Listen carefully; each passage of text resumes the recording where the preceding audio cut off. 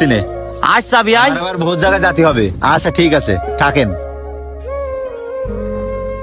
ভাই যদি কিছু মনে না করেন তাহলে একটা কথা কি বলবো। কবি ক।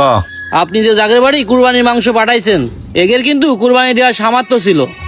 আপনি এগের বাড়ি গোশত না পাঠালেও পাইতেন। এই যে আপনার বাড়ির পাশের রহমান ভাই গরিব মানুষ, ভ্যান চালাইয়ে খায়, আপনি কি তার বাড়ি গোশত পাঠাইছেন?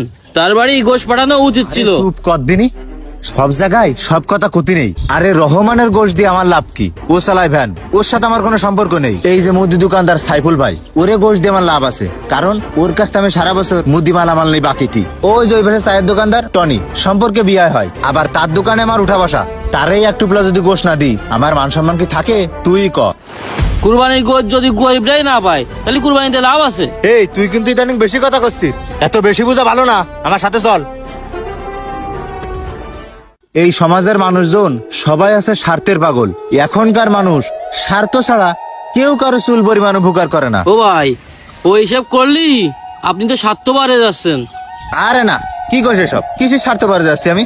আপনি যে অত্র এলাকার ভিতরে সবচাইতে বড় গরু কুরবানি দিচ্ছেন এইটা তো সবাই জানে, কিন্তু গোশতটা যে আপনি ফ্রিজে ঢুকাইছেন এইটা কয়জন জানে? একদিনে কয় কি, আরে চাই পেয়ে যা, ফ্রিজে যে আমি গোশ ঢুকাইছি তোকে না দিয়ে খাইছি আমি, ক। হ্যাঁ আমাদের আপনি দেছেন,